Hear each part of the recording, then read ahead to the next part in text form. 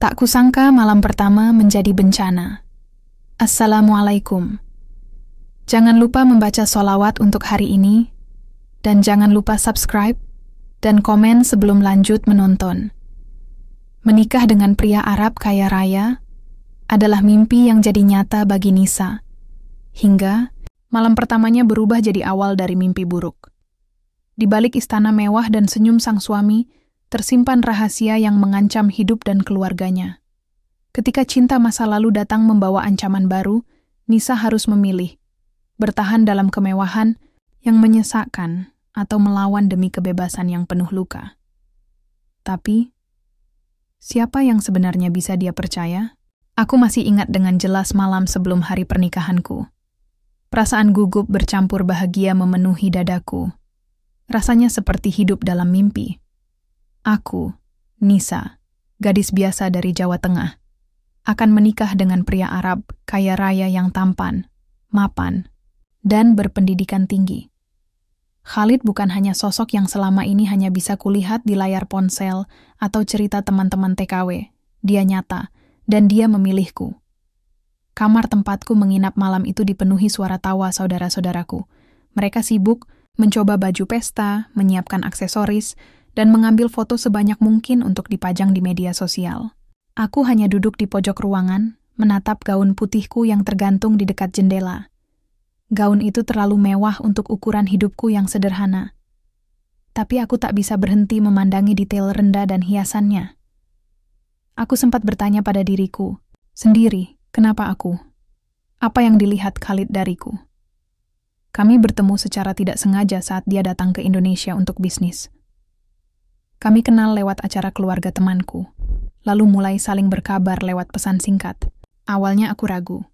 Seorang pria seperti dia tertarik pada perempuan biasa sepertiku? Tapi perlahan dia membuktikan bahwa dia serius. Dia datang ke rumah, bicara langsung dengan orang tuaku, dan hanya dalam waktu beberapa bulan, semuanya disiapkan. Pernikahan, kami digelar di hotel mewah di Jakarta. Dekorasi ruangan seperti cerita dongeng. Lampu kristal menggantung, bunga mawar putih di setiap sudut, dan musik lembut mengalun mengiringi langkahku saat berjalan menuju pelaminan. Khalid menatapku dengan senyum tipis, seperti biasa. Dia memang bukan pria yang banyak bicara atau menunjukkan emosi dengan jelas. Tapi ada sesuatu dalam tatapannya yang membuatku yakin. Setelah semua prosesi selesai, kami akhirnya sampai di kamar hotel. Aku duduk di pinggir ranjang, menatap pantulan, wajahku di cermin. Gaun pengantin sudah kuganti dengan pakaian tidur yang disiapkan panitia. Makeup mulai luntur, tapi aku masih merasa seperti bukan diriku sendiri. Khalid masuk sambil melepas dasinya. Dia duduk di sofa, membuka sepatunya perlahan. Tak banyak bicara. Aku mencoba mencairkan suasana, tapi dia hanya menjawab dengan anggukan atau senyum tipis. Aku mencoba bersikap tenang. Mungkin dia lelah. Hari itu memang panjang dan penuh tamu. Beberapa menit kemudian, dia mengajakku bicara. Suaranya datar, tapi tidak kasar. Dia bilang kalau ada beberapa hal yang ingin dia jelaskan sebelum kami benar-benar hidup bersama sebagai suami istri. Awalnya aku mengangguk, berpikir ini hanya percakapan ringan. Tapi kalimat demi kalimat yang keluar dari mulutnya membuat dadaku terasa sesak. Dia bilang bahwa dalam budaya dan keluarganya, seorang istri punya tanggung jawab besar. Istri tidak hanya sebagai pendamping, tapi juga sebagai penjaga kehormatan suami dan keluarganya. Dia menyebut aturan-aturan yang harus kupatuhi. Seperti tidak keluar rumah tanpa izin, berpakaian dengan cara tertentu, membatasi komunikasi dengan orang di luar keluarga, termasuk teman-teman pria.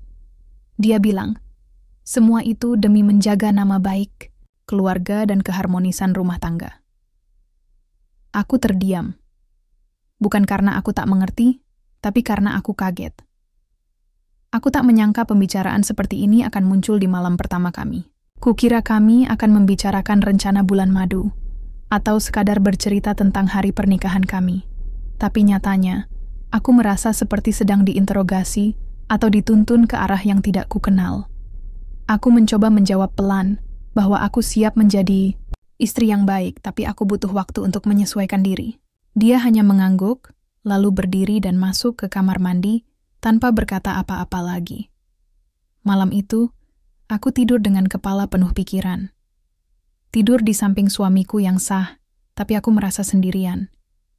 Aku bertanya-tanya, apakah ini awal dari kehidupan baruku yang kupikir akan penuh kebahagiaan? Kupeluk selimut erat-erat. Di luar, lampu kota masih menyala. Tapi dalam diriku, ada sesuatu yang mulai padam. Aku tahu, hidupku tidak akan lagi sama. Dan aku tidak yakin apakah aku siap untuk semua ini. Aku bangun lebih pagi dari biasanya. Cahaya matahari menembus tirai putih yang lebar, tapi rasanya kamar ini dingin. Bukan karena AC, tapi karena suasananya. Khalid masih tertidur di sisi lain ranjang. Jarak kami hanya 1 lengan, tapi terasa seperti 2 dunia yang berbeda. Semalam, aku berusaha memejamkan mata, tapi pikiranku terus memutar ulang semua perkataan Khalid. Kata-katanya terngiang jelas. Tentang peran istri, tentang aturan, tentang kehormatan keluarga. Seolah aku bukan lagi Nisa yang bebas tertawa dan berbicara sesuka hati. Aku seperti sedang membaca ulang kontrak pernikahan yang ternyata jauh lebih rumit dari sekadar janji sehidup semati. Aku turun dari tempat tidur pelan-pelan agar tidak membangunkannya. Aku butuh waktu sendiri. Aku berjalan ke balkon, membuka pintunya perlahan. Angin pagi cukup segar, dan pemandangan kota dari lantai paling atas hotel ini benar-benar indah. Tapi entah kenapa, semua kemewahan ini terasa hambar. Aku memejamkan mata, menghirup udara dalam-dalam. Ini bukan waktunya menyesal. Aku sudah mengambil keputusan. Aku sudah jadi istri seseorang. Dan seperti yang selalu dia katakan, ini bukan hanya tentang cinta, tapi tentang tanggung jawab dan kehormatan. Beberapa menit kemudian, Khalid bangun. Aku tahu karena aku mendengar suara langkahnya dari dalam kamar. Saat aku masuk kembali, dia sedang berdiri di depan cermin, merapikan kerah bajunya. Kami saling bertatapan sejenak. Dia mengangguk, lalu bertanya, apakah aku sudah siap untuk sarapan bersama keluarganya? Aku hanya menjawab pelan, iya. Sarapan pagi itu digelar di ruang makan hotel yang mewah. Meja panjang dengan aneka makanan Timur Tengah yang belum semuanya ku kenal. Keluarga Khalid duduk berjejer, memakai pakaian tradisional yang elegan. Ibu mertuaku, wanita yang dari awal terlihat sangat formal, memerhatikanku dari atas sampai bawah. "Selamat pagi, Nisa," katanya dalam bahasa Inggris yang jelas. Aku menjawab sopan. Beliau lalu mulai menanyakan banyak hal. Bagaimana aku mengenal Khalid? Bagaimana aku melihat pernikahan? Apakah aku siap menjadi bagian dari keluarga mereka? Semua pertanyaan itu dilontarkan dengan senyum. Tapi nadanya penuh penilaian. Aku mencoba menjawab sebaik mungkin. Tapi aku bisa merasakan bahwa setiap ucapanku ditimbang dan dicatat. Aku tidak tahu apakah mereka benar-benar menyukaiku, atau hanya menoleransiku karena Khalid yang memilihku. Khalid tidak banyak bicara saat itu. Ia hanya sesekali menoleh ke arahku dan tersenyum tipis. Tapi senyumnya tak mampu membuatku merasa aman. Aku merasa seperti sedang diuji. Dan jika aku gagal, mereka bisa saja mencampakkanku kapan saja. Setelah sarapan, kami kembali ke kamar. Aku duduk di ujung ranjang, melepaskan kerudung dan perhiasan. Khalid duduk di kursi, mengambil ponselnya, sibuk membaca pesan masuk. Aku memberanikan diri bertanya, "Besok kita jadi berangkat ke Dubai?" Dia menoleh sekilas. "Tidak sekarang. Ayahku ingin kita tinggal di Riyadh dulu, untuk sementara waktu. Ada urusan keluarga yang harus aku bantu." Aku mengangguk pelan, meski dalam hati aku kecewa. Sejak awal dia menjanjikan kami akan tinggal di Dubai, hidup berdua, dan aku bisa belajar di sana sambil menyesuaikan diri. Tapi semua itu sepertinya berubah. Aku merasa seperti barang yang sudah dibeli. Dipindahkan kemanapun sesuai kebutuhan, tanpa pertimbangan perasaanku. Hari-hari setelah itu berjalan lambat. Kami terbang ke Riyadh dan tinggal di rumah keluarga besar Khalid. Rumah itu megah, seperti istana. Tapi bagiku, itu seperti museum. Besar, dingin, dan penuh aturan. Aku harus selalu berpakaian sopan, tidak boleh keluar rumah sendiri, dan jika ingin berbicara dengan siapapun, harus minta izin terlebih dahulu. Bahkan untuk sekadar membeli sabun di luar. Khalid mulai sibuk. Setiap pagi dia keluar rumah dan pulang larut malam. Kadang dia tidak pulang sama sekali karena urusan bisnis. Dan setiap kali kutanya, jawabannya singkat. Ada urusan penting. Aku hanya bisa menunggu. Sendirian. Aku mulai merasa kecil. Tidak ada siapa-siapa yang benar-benar bisa kuajak bicara. Keluarga Khalid terlalu formal. Pembantu di rumah itu tidak boleh banyak bicara padaku. Aku hanya ditemani dinding, buku, dan telepon genggam yang hanya bisa kugunakan saat ada wifi. Aku bahkan harus izin jika ingin menghubungi keluargaku di Indonesia. Aku mulai rindu. Rindu suara ibu yang cerewet, adik-adikku yang suka tertawa keras. Rindu suasana warung kecil di depan rumah tempat aku biasa membeli gorengan. Di sini semuanya terlalu tenang, terlalu mewah, dan terlalu asing. Pada malam kelima setelah pernikahan, aku duduk di lantai kamar memeluk lututku. Aku tak menangis, tapi ada rasa sesak yang sulit dijelaskan. Aku tidak tahu apakah ini rasa kecewa, marah, atau takut. Mungkin semuanya bercampur jadi satu. Aku menikah untuk bahagia. Tapi yang kurasa sekarang hanya sepi. Sunyi dalam rumah besar, dalam ikatan yang tampak sempurna di luar, tapi kosong di dalam. Dan untuk pertama kalinya, aku bertanya pada diriku sendiri, apakah aku salah memilih? Sudah 2 minggu aku tinggal di rumah keluarga Khalid. Bangun tidur, sarapan, duduk di kamar, menunggu. Lalu malam datang, dan aku tidur lagi. Rutinitas itu seperti lingkaran tak berujung. Tak ada percakapan hangat, tak ada sentuhan perhatian. Hanya formalitas, hanya diam yang terasa menggantung di udara. Hari ini aku duduk di dekat jendela, menatap halaman luas yang penuh dengan pohon kurma dan bunga warna-warni. Indah, memang. Tapi tetap saja, indahnya tidak cukup untuk menghapus rasa sepi. Rumah ini terlalu besar, tapi terasa sempit. Karena aku tidak bebas. Bahkan untuk sekadar berjalan keluar ke taman, aku harus izin. Dan kalau diizinkan pun, harus ditemani. Aku mencoba mencari kesibukan. Kubuka koper, mengeluarkan beberapa buku dan barang yang kubawa dari Indonesia. Ada foto keluarga yang kuselipkan di antara pakaian, kujadikan peneman. Aku menciuminya pelan, seolah dengan begitu bisa sedikit mengobati rindu. Aku mencoba menghubungi ibu lewat video call. Tapi sinyal di rumah ini tidak selalu baik, dan koneksi wifi hanya aktif di ruang tamu.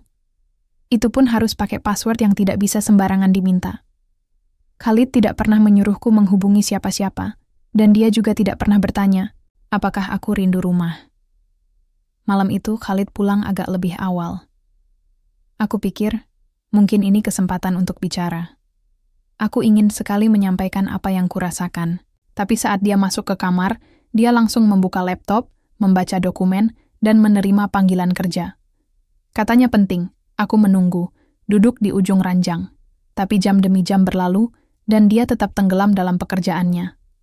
Aku memutuskan, membuat teh dan membawakannya untuknya. Tapi saat aku menyodorkannya, dia hanya berkata, taruh saja di meja, tanpa menoleh. Aku mulai merasa tidak terlihat. Aku berusaha kuat. Aku berusaha mengerti. Tapi aku juga manusia. Aku punya perasaan. Aku bukan boneka. Aku istrimu, Khalid. Ingin sekali aku mengatakan itu. Tapi suaraku terjebak di tenggorokan. Beberapa hari kemudian, ibu mertuaku memanggilku ke ruang duduk. Aku mengira akan bicara soal keluarga, atau mungkin ajakan berbelanja bersama. Tapi ternyata bukan itu. Dia ingin memastikan bahwa aku benar-benar siap menjadi istri Khalid dan tidak akan mempermalukan nama keluarga. Dia menyebutnya tanggung jawab besar sebagai wanita pilihan. Aku mengangguk sopan, tapi hatiku semakin berat. Tekanan itu terus bertambah. Aku seperti sedang menjalani ujian yang tak pernah selesai. Setiap harapan mereka terasa seperti beban yang pelan-pelan menghimpit dadaku. Aku mencoba mengirim pesan ke sahabatku di Indonesia. Dinda, Kuceritakan sedikit, hanya secuil dari apa yang kurasakan. Tapi pesan itu hanya centang satu. Sepertinya koneksi gagal. Aku hanya bisa menatap layar sambil menggigit bibir. Di tengah kegalauanku, ada satu pelayan perempuan yang kadang menyapaku diam-diam. Namanya Laila. Dia seumuranku, orang Sudan, bekerja di rumah ini sudah 3 tahun. Suatu hari saat aku sedang duduk sendirian di dapur, dia datang membawa roti dan teh, lalu duduk di sebelahku. "Kamu kelihatan sedih, Nisa," katanya pelan dalam bahasa Arab bercampur Inggris. Aku mengangguk. Aku hanya belum terbiasa. Dia tersenyum, lembut.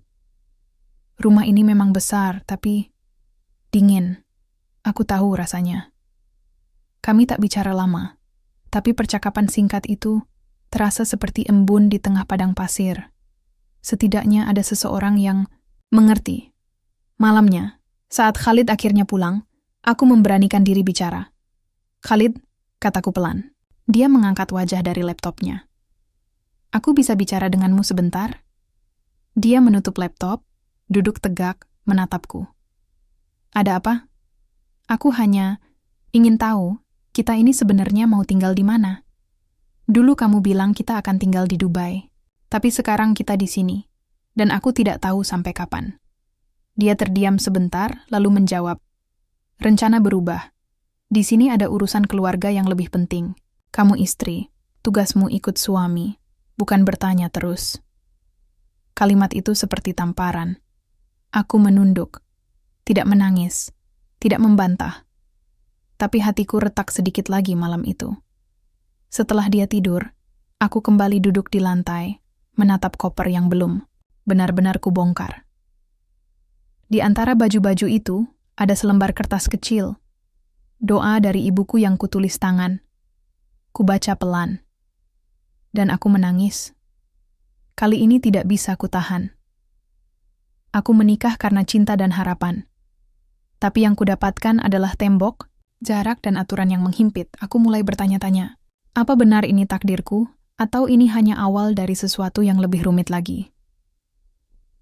Sudah hampir sebulan aku tinggal di rumah keluarga Khalid. Waktu terasa lambat, seperti langkah-langkah yang ragu di lantai marmer dingin ini. Setiap harinya aku mencoba mencari makna, mencari titik terang dari pernikahan yang awalnya kupikir akan membahagiakan. Hubunganku dengan Khalid tidak membaik. Kami jarang bicara, dan jikapun ada, hanya tentang hal-hal yang sifatnya praktis. Apa yang harus dikenakan ke acara keluarga, jam berapa kami akan pergi, dan siapa saja yang akan hadir. Tidak pernah lebih dari itu. Tidak ada tanya bagaimana harimu, tidak ada pelukan atau tawa, hanya perintah yang terdengar sopan. Aku tidak pernah benar-benar mengenal siapa Khalid, selain bahwa dia anak tertua, bekerja di bisnis ekspor milik keluarganya, dan sangat dihormati oleh orang-orang di sekelilingnya. Tapi semakin hari, aku merasa ada sesuatu yang disembunyikannya. Setiap malam, dia pulang larut. Kadang dengan mata lelah, kadang dengan nada bicara yang pendek dan dingin. Tapi aku tahu, bukan hanya soal pekerjaan. Aku pernah mendengar teleponnya berdering beberapa kali di tengah malam. Ia menjawabnya dengan bahasa Arab cepat yang tidak sepenuhnya kupahami. Tapi intonasinya terdengar serius, bahkan seperti sedang berdebat. Setiap kali kutanya, jawabannya selalu sama. Bukan urusanmu. Ada satu malam ketika aku terbangun karena mendengar pintu depan dibuka. Aku mengintip dari balkon kamar lantai atas. Khalid berdiri di bawah, berbicara dengan seorang pria. Tinggi, berjubah gelap, wajahnya tak begitu jelas karena minimnya cahaya. Mereka berbicara dengan nada tegang, lalu setelah beberapa menit, pria itu pergi. Khalid masuk kembali ke rumah dan tidak menyadari bahwa aku melihatnya. Sejak saat itu, perasaanku tidak tenang. Aku mulai memperhatikan gerak-geriknya. Sesuatu dalam diriku merasa tidak aman. Bukan karena sikap dinginnya saja, tapi ada hawa gelap yang entah berasal dari mana. Rumah ini juga semakin terasa menyesakan, bukan hanya karena aturan dan jarak, tapi karena aku merasa ada rahasia besar yang belum kupecahkan. Suatu siang, aku memberanikan diri masuk ke ruang kerja Khalid saat dia pergi. Aku tahu ini mungkin salah, tapi aku butuh jawaban. Ruangan itu tertata rapi, terlalu rapi malah. Tidak banyak kertas atau dokumen, seolah semuanya sudah disembunyikan. Tapi ada satu laci yang terkunci. Dan di atas meja ada gantungan kunci yang ditinggalkannya. Tanganku bergetar saat mengambil kunci itu. Ku coba satu persatu. Laci terbuka. Di dalamnya ada beberapa amplop coklat, dokumen, dan sebuah foto. Foto itu membuat jantungku hampir berhenti berdetak. Seorang wanita, wajahnya cantik, berambut panjang dan mengenakan gaun merah. Di belakang foto tertulis namanya dalam huruf Arab, dan satu kalimat singkat yang artinya kira-kira, "Jangan pernah biarkan dia tahu." Aku menutup laci cepat-cepat. Kembali ke kamar dengan napas terengah. Aku tidak tahu siapa wanita itu, tapi entah kenapa, hatiku seperti sudah tahu. Bukan mantan kekasih biasa, bukan sekadar kenangan masa lalu. Aku mulai mempertanyakan segalanya. Mengapa Khalid menikahiku secepat itu? Mengapa dia begitu tertutup? Dan kenapa aku merasa seperti hanya pelengkap dalam hidupnya, bukan pasangan? Hari berikutnya, aku kembali, duduk bersama Laila, pembantu yang sesekali bisa kuajak bicara. Aku tidak langsung menyinggung soal foto, tapi aku mencoba mengarahkannya. "Apa Khalid pernah menikah sebelumnya?" Tanyaku hati-hati. Laila menatapku sejenak, lalu menunduk. "Aku tidak boleh bicara soal itu," katanya pelan. "Tapi, ada hal-hal yang tidak semua orang tahu. Aku tahu dia tahu sesuatu, tapi dia takut. Dan itu membuatku semakin yakin bahwa rahasia itu bukan hal sepele." Malamnya, saat Khalid pulang, aku menunggunya di ruang tamu. Aku ingin menanyakan langsung. Tapi saat aku membuka mulut, dia berkata, "Aku lelah, jangan tanya apa-apa malam ini." "Kenapa kamu selalu begitu? Apa kamu menyimpan sesuatu dariku?" Dia memandangku, lama. Sorot matanya tajam, tapi bukan marah. Lebih seperti bingung. Seperti sedang menimbang sesuatu. "Ada hal-hal yang tidak bisa kau pahami sekarang, Nisa," ucapnya akhirnya. "Jangan paksa aku bicara. Untuk kebaikanmu." Aku menggigit bibir. "Aku ini istrimu, Khalid. Aku berhak tahu apa yang sedang terjadi." Dia tidak menjawab. Hanya berjalan masuk ke kamar, meninggalkanku sendirian di sofa. Aku menatap jam dinding yang berdetak lambat. Setiap detik seperti mendekatkanku pada satu kesimpulan. Aku tidak hanya hidup dalam pernikahan yang sepi. Aku hidup dalam pernikahan yang penuh rahasia. Dan aku harus bersiap. Kalau suatu hari, kebenaran itu lebih menyakitkan dari yang pernah kubayangkan. Beberapa hari setelah aku menemukan foto wanita asing itu, aku mulai merasa seperti hidup dalam dua dunia. Satu dunia adalah peran yang kutampilkan di depan keluarga Khalid, istri muda yang diam, menurut, dan tidak banyak bertanya. Dunia lainnya adalah diriku yang sebenarnya. Seorang perempuan yang penuh pertanyaan, curiga, dan semakin takut akan apa yang mungkin terjadi. Aku mencoba tetap tenang, tidak membiarkan Khalid curiga kalau aku tahu sesuatu. Tapi itu tidak mudah. Ada malam-malam ketika aku tidak bisa tidur, memandangi langit-langit kamar, sambil memutar ulang semua kejadian sejak hari pertama kami menikah. Terlalu banyak lubang, terlalu banyak kejanggalan. Pagi itu, aku melihat Khalid terburu-buru keluar rumah. Biasanya dia hanya pamit singkat, tapi kali ini dia benar-benar tergesa, seperti mengejar sesuatu. Aku berdiri di balik tirai kamar lantai 2, memperhatikan mobilnya meluncur ke arah luar kota. Aku merasa dorongan kuat dalam diriku untuk tahu kemana dia pergi. Entah dapat keberanian dari mana, aku meminta Laila meminjamkan ponselnya. "Aku cuma mau cek sesuatu," kataku, dan dia menurut, meskipun tampak ragu. Dengan cepat, aku memesankan taksi online dengan alamat yang kutandai dari papan arah di gerbang rumah waktu Khalid keluar. Aku tahu ini nekat, tapi aku tidak bisa lagi hanya duduk diam. Taksi membawaku ke pinggiran kota. Jalanan mulai berubah, dari kawasan mewah menjadi daerah yang lebih sepi, penuh bangunan tua. Sopir taksi bertanya apakah aku yakin dengan alamat ini. Aku hanya mengangguk. Aku turun di depan sebuah rumah kecil dengan pagar besi yang berkarat. Tidak ada nama, tidak ada tanda apapun. Tapi aku tahu, tempat ini menyimpan jawaban.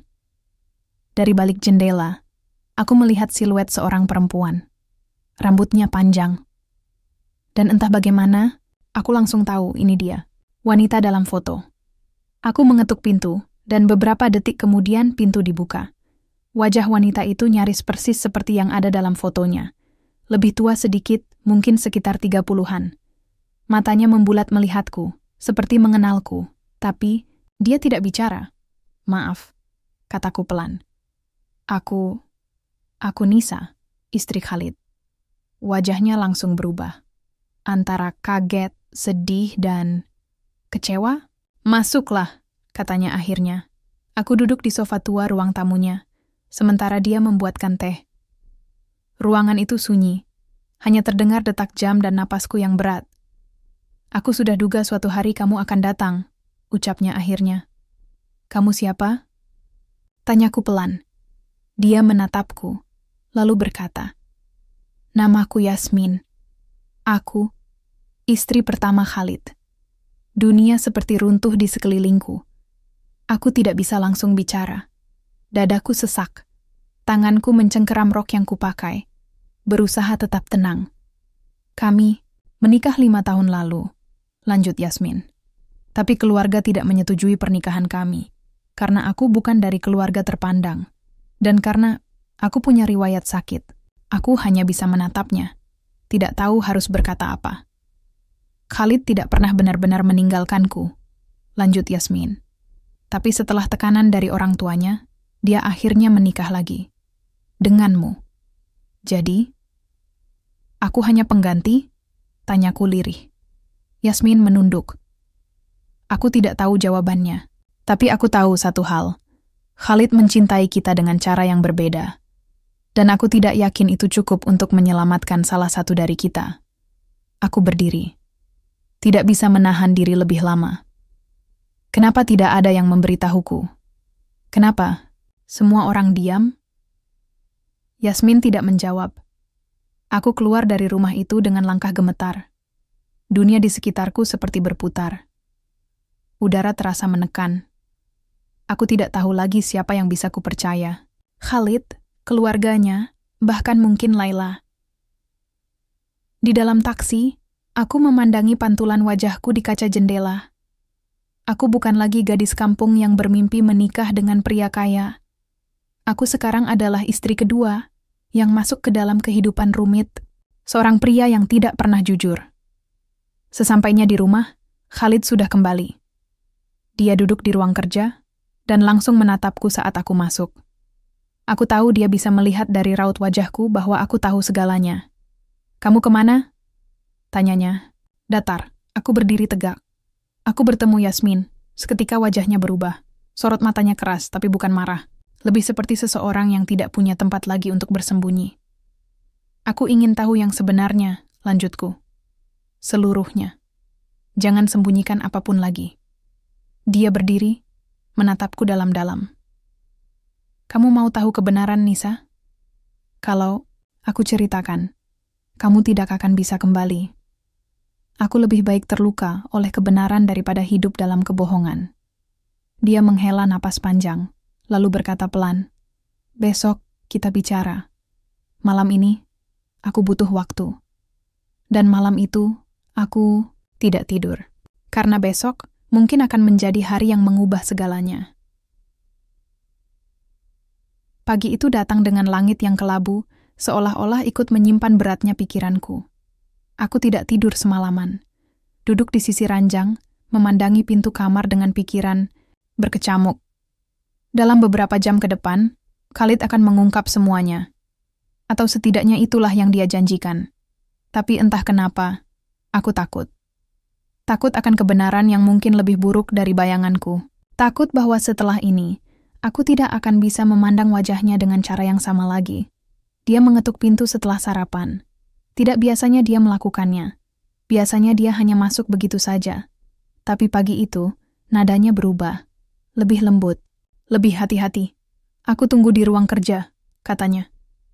Aku menarik napas panjang dan menyusulnya. Ruangan itu terasa lebih gelap dari biasanya. Jendela-jendela ditutup, dan hanya lampu meja yang menyala. Khalid duduk di kursinya, tangannya terlipat di atas meja. Wajahnya lelah, matanya menatapku, tapi tak mengatakan apa-apa untuk beberapa saat. Aku tahu kamu marah, katanya akhirnya, dan kamu berhak. Aku duduk tanpa menyela. Aku tidak pernah berniat membohongimu, tapi hidupku rumit. Jauh lebih rumit daripada yang bisa dijelaskan dalam satu malam. Jelaskan saja, kataku, mencoba menahan suara agar tetap tenang. Dia mengangguk pelan. Yasmin, benar. Dia istri pertamaku. Kami menikah diam-diam saat aku masih kuliah. Aku mencintainya sungguh. Tapi ayahku menentang keras. Dia merasa Yasmin bukan perempuan yang layak untuk keluarga kami. Karena dia sakit, tanyaku. Khalid tampak terkejut, lalu mengangguk. Dia mengidap gangguan bipolar. Bukan sesuatu yang bisa disembuhkan begitu saja. Tapi aku tetap bertahan. Sampai akhirnya, dia mencoba bunuh diri. 2 kali. Aku tercekat. Tak menyangka ceritanya akan sejauh itu. Setelah percobaan kedua, keluargaku memaksa kami bercerai. Mereka mengancam akan memutus semua hubungan, termasuk membekukan semua aset dan bisnis yang sedang aku pegang. Aku terjepit, Nisa. Sangat terjepit. Dia berhenti sejenak, suaranya sedikit bergetar. Aku tidak bisa meninggalkan Yasmin begitu saja. Jadi aku tetap menemuinya diam-diam, membantunya dari jauh, memberi nafkah, bahkan menyewa perawat. Tapi keluarga tetap memaksa. Mereka ingin aku menikah dengan perempuan yang bersih, yang bisa dipamerkan, yang bisa menutupi aib keluarga. Aku menelan ludah. Jadi aku hanya pelindung nama baik. Dia tidak menjawab. Tapi diamnya lebih tajam dari jawaban apa pun. Aku tidak tahu harus bicara apa, kataku lirih. Kamu seharusnya bilang sejak awal. Aku takut kehilanganmu. Aku bahkan tidak tahu apakah aku benar-benar pernah kamu miliki. Balasku tanpa bisa menahan. Khalid menunduk, lalu berkata pelan. Aku memang salah, tapi aku tidak pernah memain-mainkanmu, Nisa. Aku mencoba mencintaimu dengan cara yang bisa kupahami. Meskipun mungkin cara itu salah. Aku berdiri dari kursi, bingung antara marah dan hancur. Apa kamu sadar bagaimana rasanya jadi aku? Dipuja di awal, dikurung setelah menikah, dan ternyata hanya jadi topeng untuk menutup luka. Masa lalumu? Dia memejamkan mata. Aku sadar, dan aku minta maaf, tapi maaf tidak cukup. Tidak untuk semua luka yang sudah tertanam diam-diam sejak hari pertama aku masuk rumah ini. Kalau kamu benar-benar peduli, kamu seharusnya memberiku pilihan.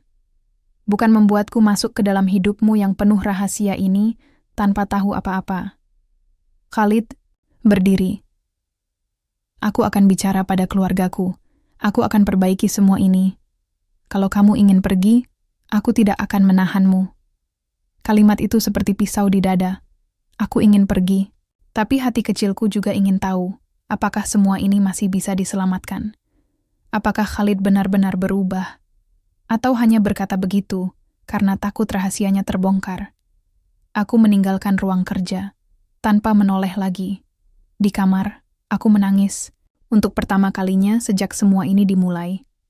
Bukan hanya karena dikhianati, tapi karena pernikahan yang seharusnya membawa bahagia, malah menjadikanku asing di rumah sendiri. Beberapa jam kemudian, Laila datang mengetuk. Nona, ada surat dari keluarga suami. Aku membukanya dengan tangan gemetar. Surat itu ditulis dalam bahasa Arab, tapi aku bisa menangkap maksudnya. Mereka ingin aku segera hadir dalam pertemuan keluarga malam ini. Ada keputusan penting yang akan dibicarakan. Kakiku lemas. Aku tahu malam ini bukan sekadar makan malam biasa. Malam ini akan menentukan kemana arah hidupku setelah semua ini terungkap. Dan aku belum siap. Malam itu, aku mengenakan abaya hitam sederhana. Tanganku gemetar saat merapikan kerudung di depan cermin. Wajahku tampak pucat, mataku bengkak karena terlalu banyak menangis. Tapi aku tahu, aku harus tampil tenang. Harus terlihat kuat, meski di dalam hatiku semuanya porak-poranda. Khalid menungguku di depan pintu. Tak seperti biasanya, dia tidak menyentuhku, tidak mengulurkan tangan, bahkan tidak bicara. Kami hanya saling pandang sebentar, lalu masuk mobil dan meluncur menuju rumah besar keluarga Al-Fayed, tempat semua keputusan penting keluarga diambil. Aku belum pernah dibawa ke sana sebelumnya. Rumah itu lebih besar dari yang kubayangkan, penuh dengan pilar marmer dan lampu gantung yang menyilaukan. Semua orang berpakaian rapi, formal, seperti menghadiri acara resmi. Tapi yang membuat dadaku makin berat adalah cara mereka menatapku. Seolah aku ini tamu tak diundang. Seolah mereka semua sudah tahu sesuatu yang belum ku ketahui. Kami duduk di ruang tengah yang luas. Di hadapanku duduk ayah Khalid, pria tua dengan janggut putih dan sorot mata tajam. Di sebelahnya ibu mertuaku dengan ekspresi datar dan tatapan yang sulit diartikan. Ada juga beberapa paman dan sepupu Khalid, semuanya terdiam seperti menanti giliran berbicara. Akhirnya ayah Khalid membuka suara. Khalid, suaranya berat dan tegas. Kita semua sudah cukup lama membiarkan kebohongan ini berkembang, katanya. Dan sekarang saatnya menyelesaikan semuanya. Aku menegang, jantungku berdetak cepat. Khalid, lanjut ayahnya. Kami sudah memberimu kesempatan memperbaiki keadaan. Tapi sepertinya kamu lebih memilih mempertahankan dua kehidupan. Ini tidak bisa dilanjutkan. Aku menoleh ke Khalid. Dia terlihat pucat, tapi tidak membantah. Kami memutuskan, Nisa, kata ayah mertuaku sambil menatapku. Kamu akan kami pulangkan ke Indonesia. Secara baik-baik, kami akan berikan kompensasi. Tapi pernikahan ini tidak bisa dilanjutkan. Hatiku seperti dihantam palu. Aku hampir tidak bisa bernapas. Apa maksudnya? Suaraku bergetar. Kami ingin menyelamatkan nama baik keluarga, jawab paman Khalid. Khalid seharusnya tidak menikah denganmu tanpa restu penuh dari keluarga. Itu kesalahan. Tapi kami akan bertanggung jawab. Kamu akan pulang dengan terhormat dan tidak akan kekurangan apapun. Aku merasa seperti benda yang sedang dinegosiasikan. Seolah pernikahan ini hanya kesalahan administratif, bukan hubungan yang selama ini kujalani dengan perasaan dan air mata. Dan bagaimana dengan Khalid? Tanyaku, menahan amarah. Dia akan menikah kembali, jawab ayahnya. Dengan wanita yang sudah kami pilih sejak lama. Dari keluarga terpandang. Seseorang yang bisa membantu memperkuat posisi bisnis dan nama keluarga.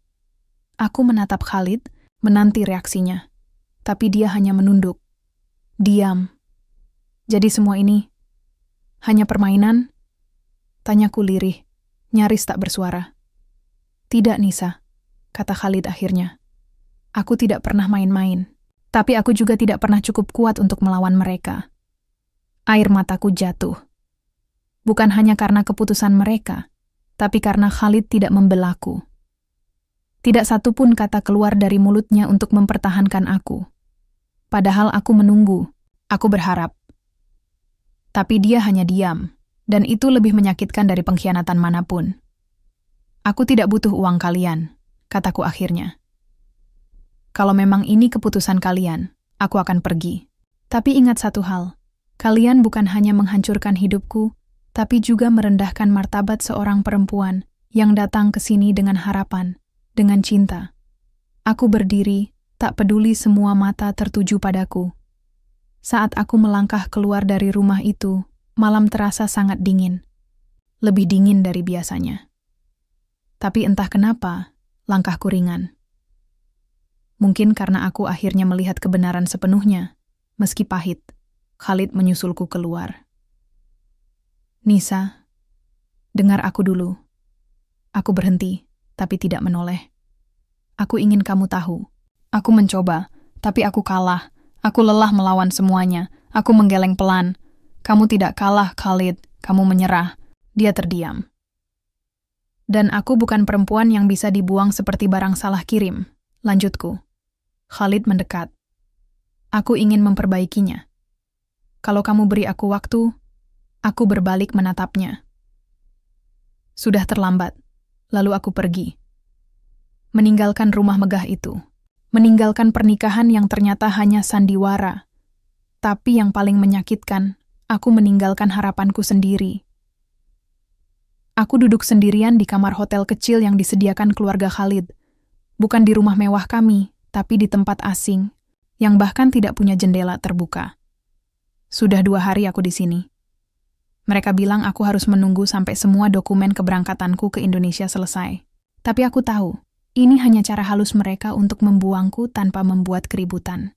Setiap malam, aku terjaga, menatap langit-langit kosong sambil bertanya-tanya, bagaimana bisa hidupku berubah secepat ini?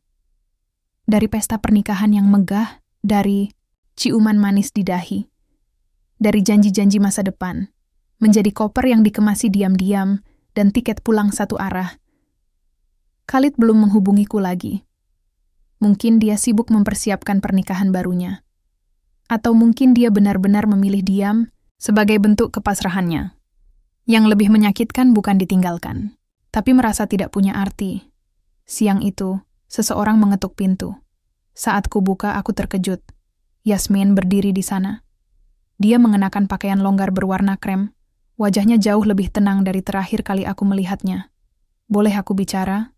Tanyanya pelan. Aku membuka pintu lebar-lebar. Dia duduk di sofa kecil, lalu menatapku dengan tatapan yang sulit dijelaskan, antara iba dan ketegasan. "Aku tahu kamu membenciku," katanya. "Aku tidak membenci siapapun. Aku hanya ingin mengerti," jawabku jujur. Yasmin menarik napas panjang. "Khalid pernah mencintaiku, tapi kami sama-sama hancur karena tekanan keluarga. Saat dia menikah denganmu, aku kira dia hanya sedang mencari pelarian. Tapi setelah beberapa waktu, aku tahu. Dia mencintaimu juga." Aku menatapnya, tidak tahu harus berkata apa. "Dia punya banyak salah, Nisa.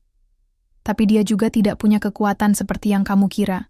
Hidup di bawah bayang-bayang keluarga Al-Fayed itu seperti bernapas di air. Setiap keputusanmu diawasi. Setiap langkahmu ditakar." "Aku mengerti itu," kataku. "Tapi tetap saja, dia bisa memilih. Dan dia tidak memilih aku." Yasmin menatapku tajam. "Kamu bisa pergi, tapi kamu juga bisa bertahan, Nisa. Kamu tidak seperti aku. Kamu punya suara. Dan suara itu didengar, bahkan oleh mereka." Aku mengerutkan dahi. "Apa maksudmu?" Dia tersenyum tipis. "Aku sudah lama menyerah. Tapi kamu punya keberanian yang aku tak pernah punya. Jangan buang itu. Jangan biarkan mereka pikir kamu bisa ditendang begitu saja tanpa melawan." Malam itu, aku duduk sendiri lagi.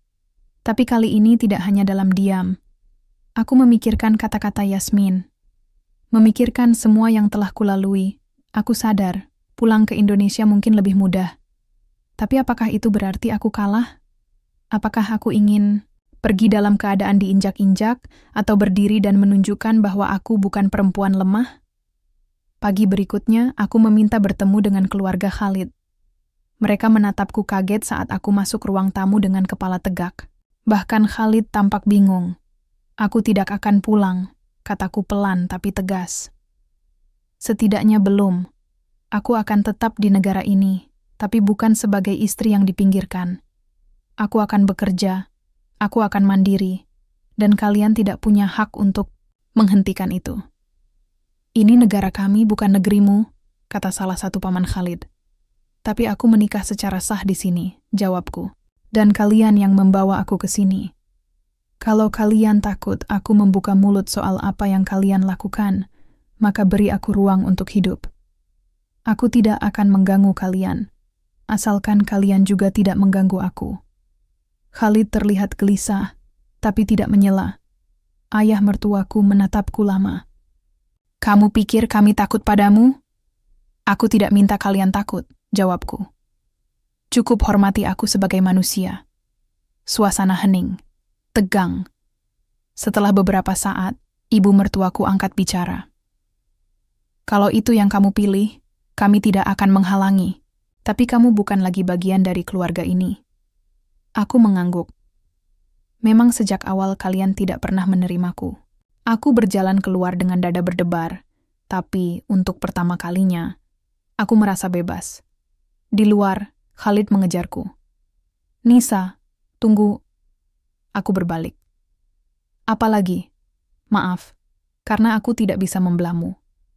Aku menatap matanya, dan untuk pertama kalinya, aku tidak menangis. Jangan minta maaf. Aku tidak membencimu. Tapi aku tidak bisa mencintaimu lagi. Khalid menunduk. Kalau suatu hari kamu butuh apapun, aku akan tetap di sini. Aku mengangguk. Aku akan baik-baik saja. Dan aku sungguh percaya, mulai detik itu, aku memang akan baik-baik saja. 2 minggu setelah pertemuan terakhir itu, aku resmi tinggal sendiri.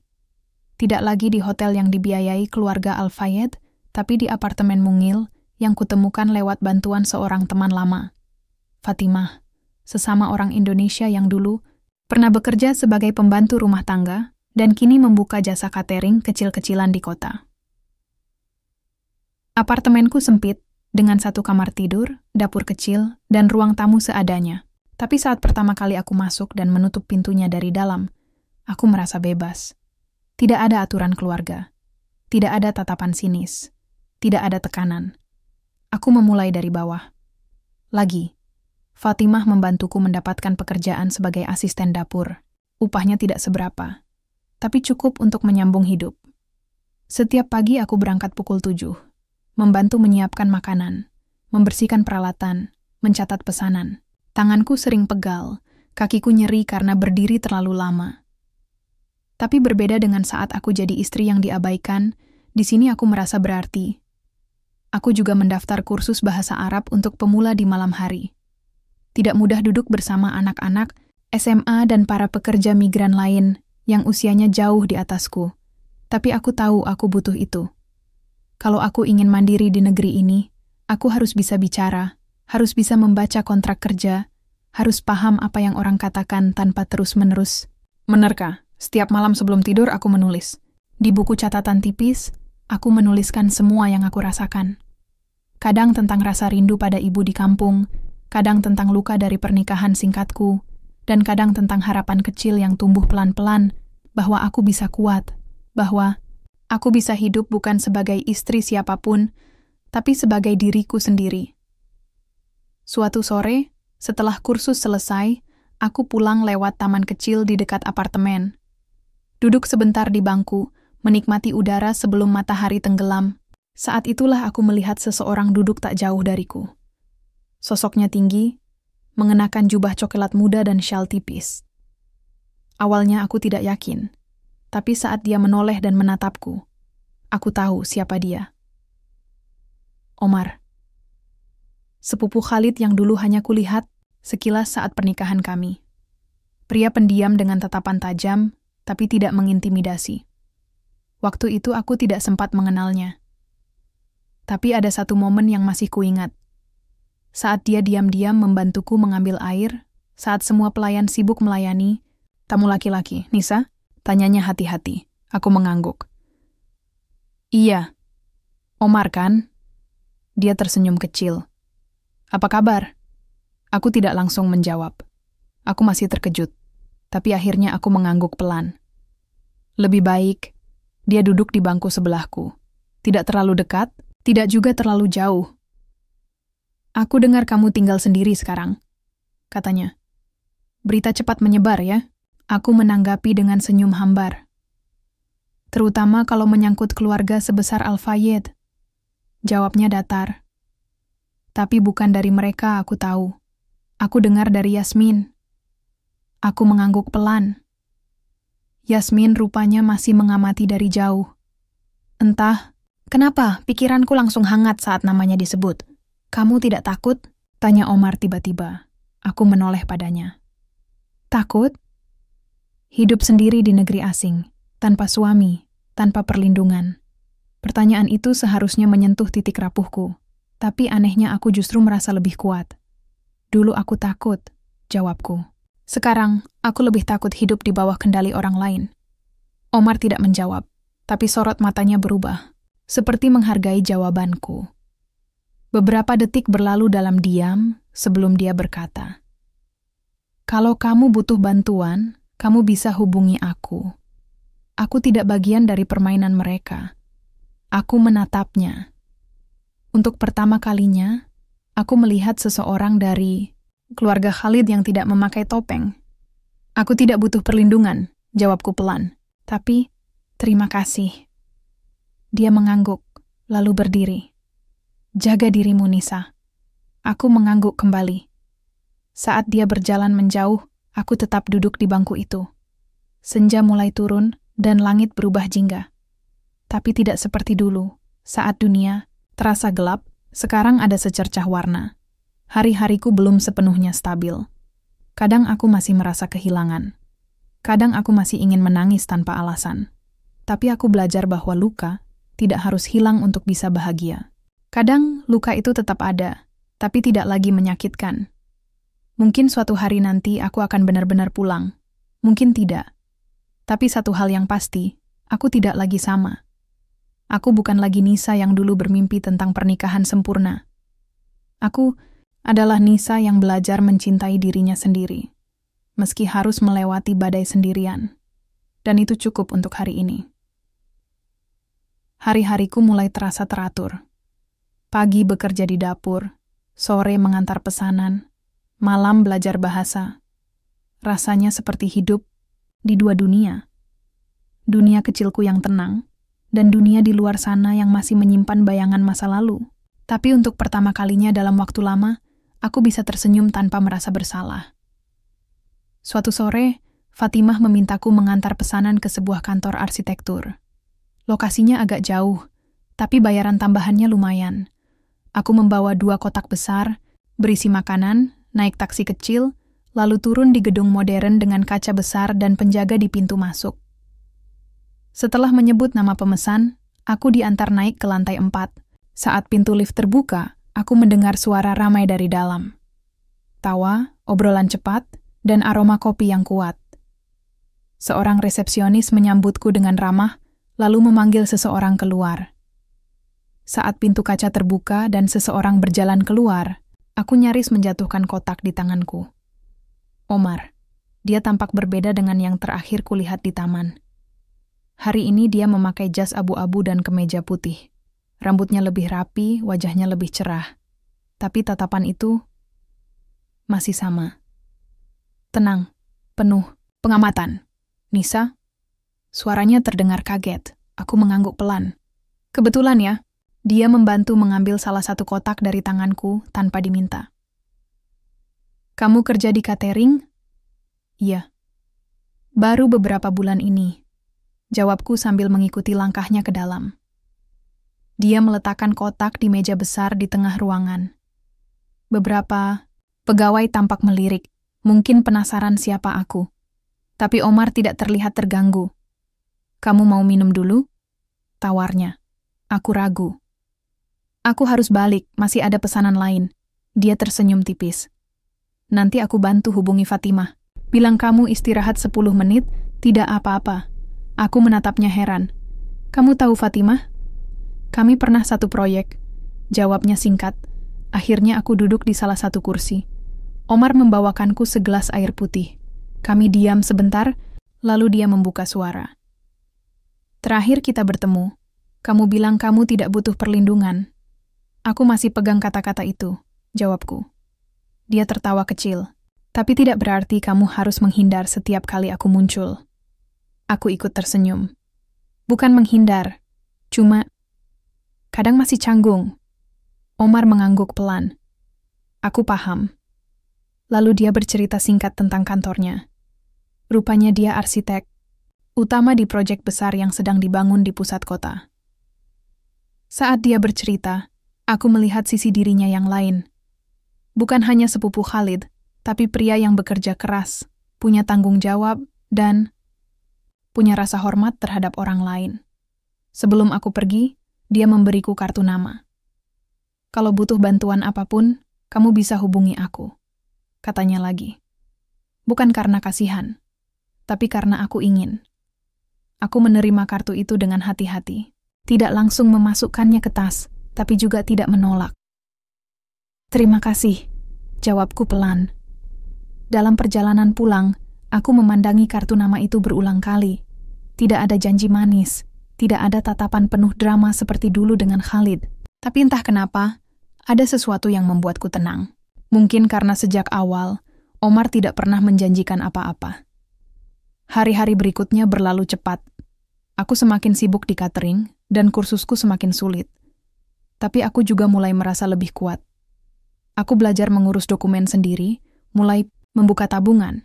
Bahkan diam-diam mulai mencicil sebuah laptop bekas agar bisa belajar desain di waktu luang. Fatimah mulai mempercayakanku menangani pesanan besar. Suatu hari dia bilang, "Kamu pintar, Nis. Kalau terus belajar, kamu bisa buka usaha sendiri nanti." Aku tersenyum. Amin. Malam itu, aku membuka laptop dan mencoba membuat desain menu sederhana untuk catering Fatimah. Aku mencari referensi, menonton tutorial, mencoba-coba warna. Tiba-tiba aku teringat Omar. Bukan karena ingin bantuan, tapi aku ingin tahu pendapatnya. Iseng, aku mengirim pesan lewat WhatsApp. "Hai Omar, ini Nisa. Aku sedang belajar desain. Boleh minta pendapatmu nanti?" Pesanku terkirim. Aku tidak berharap banyak. Tapi 5 menit kemudian, dia membalas. "Tentu. Kirim saja kapanpun kamu siap." Aku menatap layar ponsel cukup lama. Kali ini, bukan karena bingung, tapi karena ada rasa hangat yang sulit dijelaskan. Bukan cinta. Belum. Tapi mungkin awal dari sesuatu yang lebih sehat. Sesuatu yang tidak membuatku kehilangan diri. Sudah 2 bulan sejak aku mulai mengirim desain ke Omar. Awalnya hanya 1-2 file. Dia memberi masukan secara teknis, membetulkan struktur, memberitahu bagian mana yang bisa diperbaiki. Tapi lama-lama, kami mulai mengobrol lebih banyak tentang dunia arsitektur, dunia kerja, bahkan makanan favorit. Aku tidak pernah mengira bisa nyaman berbicara dengan pria lagi setelah semua yang terjadi. Tapi dengan Omar, semua terasa netral. Tidak ada tekanan. Tidak ada drama. Sampai suatu sore, dia mengirim pesan pendek. "Nisa, aku ada proyek kecil di luar kota. Butuh orang untuk bantu desain presentasi." Aku langsung kepikiran kamu. Aku membaca, pesannya berulang-ulang. Jantungku berdetak cepat. "Proyek luar kota? Desain presentasi? Aku belum ahli," balasku jujur.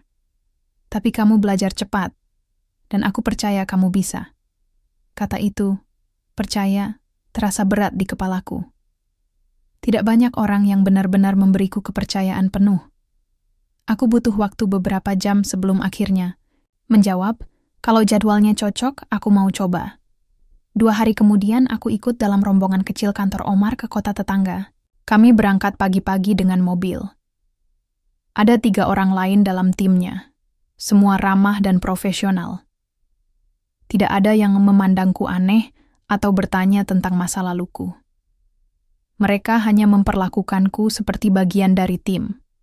Kami menginap 2 malam. Hari pertama digunakan untuk survei lokasi dan membuat konsep. Hari kedua adalah hari presentasi di depan calon investor. Tugasku adalah menyusun slide presentasi dan membantu menyiapkan materi visual. Aku gugup setengah mati. Tapi Omar selalu ada, memberi arahan tanpa membuatku merasa bodoh. Dia tidak memuji berlebihan, tapi selalu mengapresiasi. Dan anehnya, aku tidak merasa sedang diatur. Aku merasa dihargai. Malam sebelum presentasi, aku duduk di balkon kamar hotel, menatap langit gelap dan lampu kota yang berkelap-kelip. Omar datang membawa 2 gelas teh hangat. "Kamu belum tidur?" Tanyanya sambil duduk di kursi sebelah. Aku terlalu tegang. Jawabku jujur. Dia tersenyum. "Kamu sudah bekerja keras. Percayalah, hasilnya tidak akan mengecewakan." Aku menatapnya. "Kamu tahu, terakhir kali aku percaya pada seseorang semuanya runtuh dalam semalam." Omar menunduk sebentar, lalu menatapku serius. "Aku bukan Khalid, Nisa." Aku menarik napas dalam-dalam. Aku tahu, hening beberapa saat. Angin malam berhembus pelan. "Aku bukan ingin menggantikan siapa-siapa. Aku cuma ingin jadi orang yang bisa kamu andalkan," lanjutnya. Aku menatap teh di tanganku, tidak menjawab. Tapi di dalam hati, aku tahu. Aku mempercayainya sedikit demi sedikit. Presentasi keesokan harinya berjalan lancar, bahkan lebih dari itu. Klien sangat terkesan dengan konsep yang dibawa tim Omar. Mereka setuju untuk bekerja sama, dan suasana kantor jadi penuh semangat saat perjalanan pulang. Di dalam mobil, salah satu anggota tim berkata, "Desain visualnya keren, Mas Omar. Siapa yang bikin?" Omar hanya menoleh ke arahku dan tersenyum. Nisa. Seketika semua mata tertuju padaku. Aku tersenyum malu, tapi juga bangga. Untuk pertama kalinya, aku merasa kompeten. Bukan sebagai istri orang, bukan sebagai pengantin yang dipajang di pesta, tapi sebagai diriku sendiri. Setelah proyek itu, Omar menawarkanku pekerjaan freelance di kantornya. Bukan posisi tetap, tapi cukup rutin. Aku bisa bekerja dari rumah, tetap bantu di catering saat pagi, dan belajar desain di malam hari. Fatimah mendukung. "Kalau bisa naik tingkat, kenapa harus jalan di tempat?" katanya. Aku mulai menata jadwal. Setiap minggu aku kirim hasil desain dan Omar mengulasnya. Terkadang kami bertemu di kafe untuk diskusi. Rasanya seperti dunia kecil yang kubangun sendiri, dengan orang-orang yang tidak melihat masa laluku sebagai beban. Namun, ketika semuanya mulai stabil, kabar itu datang. Fatimah masuk ke dapur sambil membawa ponsel. "Nisa, ini buat kamu," katanya pelan. Aku mengangkat ponsel dan mendengar suara di seberang. Suara yang sudah lama tidak kudengar, tapi masih sangat aku hafal. "Nisa, ini aku, Khalid. Dunia seperti berhenti sesaat. Aku butuh bicara denganmu." Lanjutnya, "Bukan tentang kita, tapi tentang keluargamu." "Deg, apa maksudnya?" "Ada apa dengan keluarga saya?" tanyaku, suaraku gemetar. Aku tak bisa bicara lewat telepon. "Tolong, aku mohon, temui aku sekali ini saja." Aku menutup telepon tanpa menjawab. Nafasku memburu, tanganku dingin. Kenapa setelah semua ini, dia kembali? Dan kenapa harus lewat jalur yang paling menyakitkan keluargaku? Malam itu aku duduk lama di tepi tempat tidur, memandangi langit-langit kamar. Hatiku penuh tanya. Apakah ini jebakan? Atau apakah benar ada sesuatu yang terjadi pada keluargaku di kampung? Aku harus tahu. Tapi satu langkah mendekati Khalid berarti membuka pintu yang sudah susah payah kututup rapat-rapat. Dan aku tidak tahu apakah aku siap. Aku tidak bisa tidur malam itu. Kata-kata Khalid terus berputar di kepalaku. Tentang keluargamu. Hanya itu. Tidak ada penjelasan, tidak ada rincian. Tapi cukup membuat pikiranku kacau. Aku mencoba menelepon ibu, tapi tak tersambung. Koneksi di kampung memang sering buruk. Kupikir menunggu sampai pagi akan membuat pikiranku lebih jernih, tapi justru sebaliknya. Kepalaku berat, dan perutku terasa seperti diikat simpul. Pagi harinya, aku pergi ke dapur dengan mata sembab. Fatimah langsung tahu ada yang tidak beres. "Kamu sakit?" tanyanya hati-hati. Aku menggeleng. Aku ditelepon seseorang dari masa lalu. Dia menatapku dalam. "Khalid?" Aku mengangguk. Dia bilang, "Ini tentang keluargaku." Fatimah terdiam sejenak, lalu berkata, "Kalau kamu merasa perlu pergi menemuinya, aku bisa izinkan. Tapi kamu harus janji satu hal." "Apa?" "Jangan biarkan dia mengguncangmu lagi. Kamu bukan Nisa yang dulu." Kata-katanya membuat dadaku sesak, tapi juga menguatkan. Siang itu aku menelepon nomor Khalid. Terdengar nada tunggu, lalu suaranya muncul, terdengar lega. "Nisa, syukurlah kamu telepon. Kalau ini bukan soal keluargaku, aku akan tutup telepon." "Ini sekarang juga," kataku langsung. "Bukan. Ini penting." Aku menarik napas. "Di mana kita bisa bertemu?" Kami sepakat bertemu di sebuah kafe kecil di dekat stasiun. Tempatnya terbuka dan ramai, aman. Aku tiba lebih awal dan duduk, di pojok, menatap jalan. 15 menit kemudian, Khalid muncul. Dia tidak banyak berubah. Masih rapi, wangi, dan penuh percaya diri. Tapi ada yang berbeda di matanya. Sesuatu yang dulu tak pernah kutemukan. Kelelahan. "Nisa," sapanya pelan. "Aku tidak di sini untuk basa-basi," kataku cepat. "Katakan saja apa yang terjadi." Khalid menunduk sejenak, lalu mengeluarkan selembar kertas dari tasnya. Ia dorong pelan ke arahku. Surat dalam bahasa Arab dengan cap resmi. Ini tentang ayahmu. Dia menjual sebagian tanah keluarga untuk membayar utang. Tapi, dia ditipu. Sekarang ada ancaman hukum dari pihak yang merasa dirugikan. Aku membaca isi suratnya sambil gemetar. Kenapa kamu tahu soal ini? Aku masih mengirim uang ke kampung lewat perantara, walaupun kamu tidak tahu. Suatu hari aku dengar soal ini dari orang tua yang dulu pernah jadi sopir kita. Aku tidak tahu harus merasa apa. Marah? Sedih? Terharu?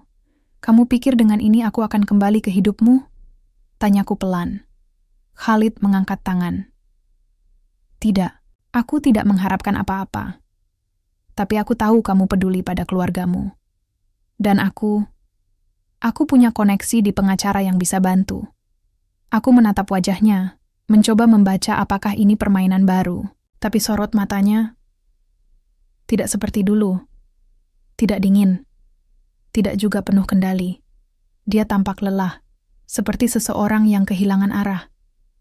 Kenapa kamu lakukan ini? Tanyaku akhirnya. Dia terdiam lama, lalu berkata, karena aku sadar, aku mungkin kehilangan satu-satunya orang yang benar-benar peduli padaku. Dan aku tidak bisa memperbaiki itu. Tapi setidaknya aku bisa membantu di tempat lain. Aku tidak menjawab, hanya menunduk, menahan gelombang emosi yang datang tiba-tiba. Khalid bukan pahlawan. Dia bukan juga pria yang harus aku benci selamanya. Tapi dia bagian dari masa laluku yang paling kelam. Dan kini, dia kembali sebagai jembatan menuju penyelesaian lain. Beri aku waktu untuk pikirkan ini, kataku akhirnya. Aku akan bicara dengan keluarga dulu. Dia mengangguk. Tentu, aku tidak akan memaksa. Saat aku keluar dari kafe, sinar matahari terasa terlalu terang. Aku berjalan pelan, menahan napas, lalu duduk di bangku taman terdekat. Beberapa menit, kemudian aku membuka ponsel dan menelepon Omar. Dia menjawab di dering ketiga. Ada apa, Nis? Suaranya hangat, seperti biasa. Aku ketemu Khalid tadi, kataku tanpa basa-basi. Ada jeda sesaat, lalu dia berkata, kamu baik-baik saja? Aku tidak tahu, tapi dia bawa kabar tentang keluargaku. Dan aku tidak bisa abaikan itu. Kamu tidak sendiri. Apapun yang kamu butuhkan, bilang saja. Tangisku jatuh tanpa bisa kutahan. Omar, kenapa kamu baik sekali padaku? Dia diam, lalu menjawab pelan. Karena kamu pantas mendapat kebaikan. Dan mungkin, karena aku peduli lebih dari yang seharusnya. Aku tidak menjawab. Tapi dalam hati, aku tahu. Malam ini aku tidak hanya menangisi masa lalu. Aku juga menangisi kenyataan bahwa aku mulai berharap lagi. Dan harapan itu membuatku takut sekaligus berani. Tentang keberanian, pilihan, dan menemukan kembali dirinya sendiri di tengah reruntuhan harapan masa lalu. Aku duduk di kamar dengan dokumen dari Khalid di tanganku. Surat itu kubaca berkali-kali, tapi mataku tetap kabur. Setiap kata seperti menambah beban di dadaku. Masalah keluargaku nyata, dan tidak bisa lagi kuabaikan. Ayah memang keras kepala. Kadang mengambil keputusan tanpa berpikir panjang, apalagi sejak aku berhenti mengirim uang secara rutin. Tapi tetap saja, dia adalah ayahku. Dan aku tahu, kalau aku tidak berbuat sesuatu, semuanya bisa jadi lebih buruk. Aku menghubungi ibu lewat video call malam itu. Sinyalnya putus-putus, tapi aku bisa melihat wajahnya yang tampak lebih tua dari terakhir kali kami berbicara panjang. Ibu, aku dengar soal tanah itu, kataku perlahan. Ibu tertunduk. Maaf nak, kami tidak ingin membebanimu, tapi ayahmu, dia terlalu yakin, dan orang itu menipunya. Kami tidak tahu harus kemana. Aku mengangguk. Aku akan bantu. Tapi kali ini, dengan caraku. Aku tidak memberitahu mereka soal Khalid. Itu keputusan yang terlalu pribadi untuk dibagi. Tapi aku tahu, kalau aku ingin menolong keluargaku, aku harus menelan kebanggaan dan belajar berdamai dengan kenyataan. Besoknya, aku menemui Khalid lagi. Bukan di kafe mewah, tapi di kantor pengacara yang ia rekomendasikan. Mereka bicara dengan tenang, menjelaskan situasi hukum, dan menjanjikan akan mengawal kasus ini. Semuanya legal, tanpa biaya tersembunyi. Setelah semua selesai, Khalid menatapku. "Kamu masih marah?" tanyanya hati-hati. Aku menggeleng.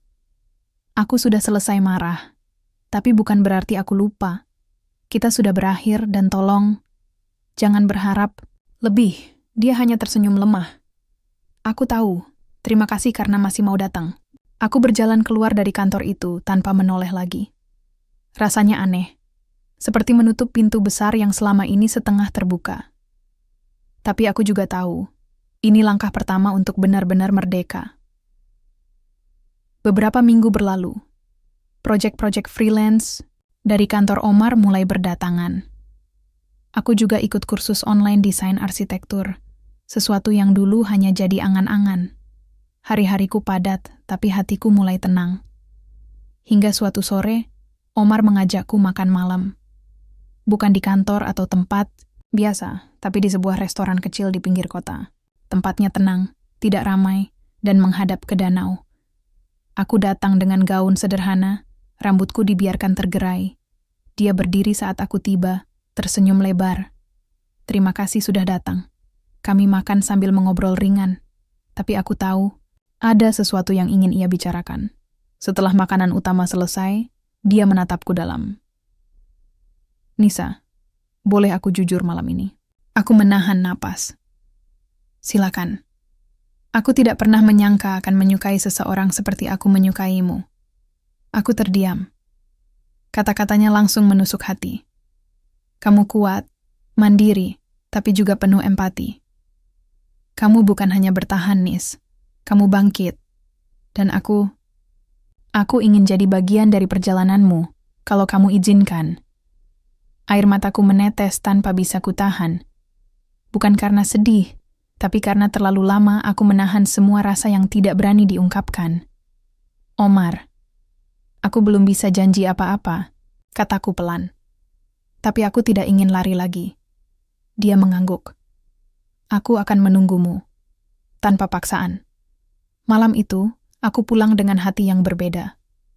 Tidak penuh luka, tapi penuh harapan. Aku tidak tahu kemana langkahku berikutnya, tapi untuk pertama kalinya, aku merasa tidak sendiri. 2 bulan kemudian, aku mendapat kabar dari pengacara. Masalah tanah ayah mulai menemukan titik terang. Pihak penipu mulai terpojok, dan pengadilan tampaknya berpihak pada keluarga kami. Ibu meneleponku sambil menangis lega. "Ayah?" Dia hanya bilang pelan, "Terima kasih, Nak." Dan bagiku, itu sudah cukup. Hari ini, aku duduk di depan laptop, menyelesaikan desain rumah kecil yang akan dibangun di kampung. Rumah itu bukan milik klien, tapi rumah impianku sendiri. Untuk ibu dan ayah. Untuk aku yang dulu. Untuk semua luka yang pernah kurasakan. Untuk Nisa yang akhirnya berani hidup. Dengan caranya sendiri. Terima kasih telah menonton sampai selesai. Dan jangan lupa komentar pengalaman Anda. Tentu subscribe agar tidak ketinggalan kisah-kisah setiap harinya.